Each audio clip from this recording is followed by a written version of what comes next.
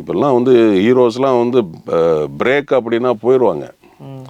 பிரேக்குன்னா போயிடுவாங்க, கேரவன் போயிடுவாங்க, காஸ்டியூம் அவுத்து போட்டு அவங்க ஓன் காஸ்டியூமை போட்டு உட்காந்து அவங்களுக்கு உண்டான விஷயங்களை தான் பார்ப்பாங்க, அவங்களுக்கு உண்டான சாப்பாடை தான் சாப்பிடுவாங்க. ஏன்னா நம்மளும் பார்க்குறோம், நிறையா ஷூட்டிங் போயிட்டுருக்கிறோம், நிறைய இடங்கள்ல நம்ம பார்க்குறோம். அது கேரவனுக்குள்ளே போய்ட்றாங்க. ஆமாம், இவர் பிரேக் அப்படின்னா அதே காஸ்டியூமில் சுற்றி வருவார். சாப்பாடு கீழே வரைக்கும் என்ன சாப்பாடு இருக்குன்னு பார்ப்பார்.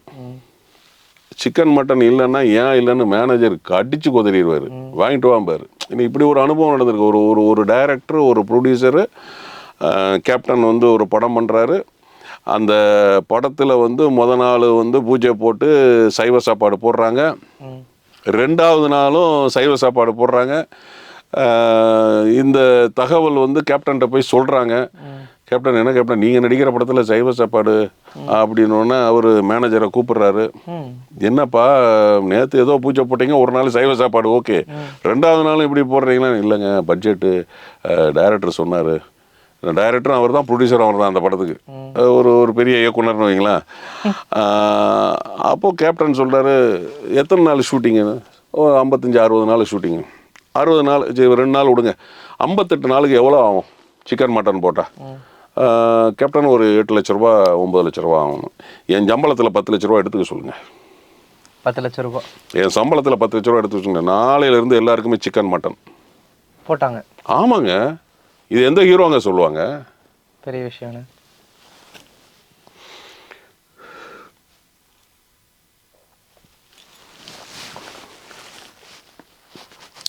அவர் மாதிரிலாம் ஒரு மனுஷனை பார்க்க முடியாதுங்க நீங்கள்.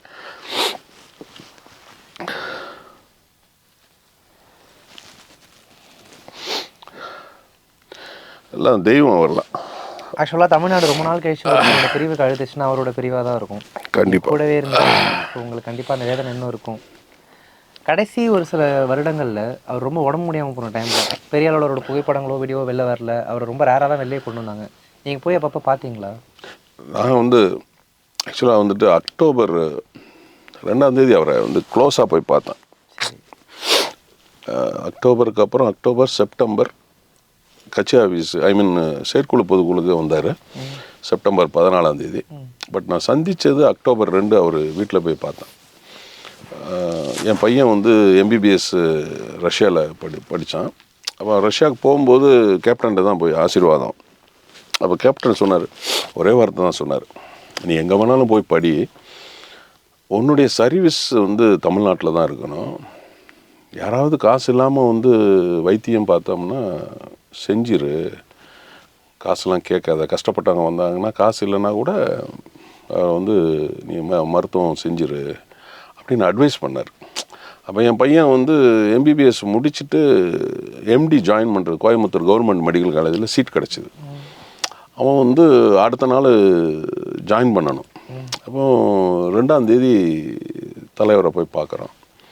அப்போ என் பையன் சொன்னான், யாருக்கிட்ட பிளஸ்ஸிங் வாங்கணும் இல்லையோ, கேப்டன்கிட்ட வந்து பிளஸ்ஸிங் வாங்கணும், சூப்பர் ஸ்டார்ட்டையும் பிளஸ்ஸிங் வாங்கணும் அப்படின்னா. அன்றைக்கி மார்னிங் நான் வந்து சூப்பர் ஸ்டாரை போய் பார்த்து ஃபேமிலியாக போய் பார்த்தோம். அவர் பையனுக்கு வந்து பிளஸ்ஸிங் கொடுத்தாரு. அன்றைக்கி ஈவினிங் 6 மணிக்கு கேப்டன் போய் அப்பாயின்மெண்ட் கொடுத்தாங்க. நாங்கள் போய் பார்க்குறேன். நான் அன்றைக்கி கடைசியாக க்ளோஸாக பார்த்தது அன்றைக்கி தான்.